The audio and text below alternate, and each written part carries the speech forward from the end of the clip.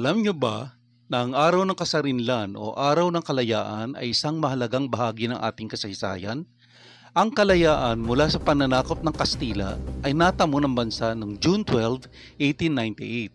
Isa sa mga naitalang kaganapan ay ang pagyakag ni Andres Bonifacio sa mga Katipuneros na magpunta sa kuweba ng Montalban, Rizal para binyagan ang mga bagong miyembro nito.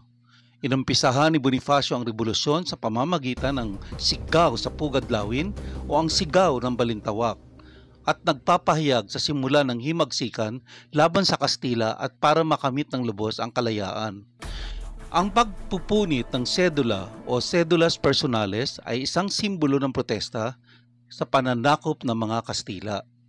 Ang deklarasyon ng kalayaan ay nangyari sa residensya ni General Emilio Aguinaldo sa Cavite el Viejo na ngayon ay kilala bilang Kawit, Cavite. Mula noon, si General Aguinaldo ay nahirang na presidente sa unang Republika ng Pilipinas na pinagtibay ng Malolos Constitution at tuluyang natuldukan ang 300 taong pananakop ng bansa ng mga Kastila. Ngayon ay alam nyo na.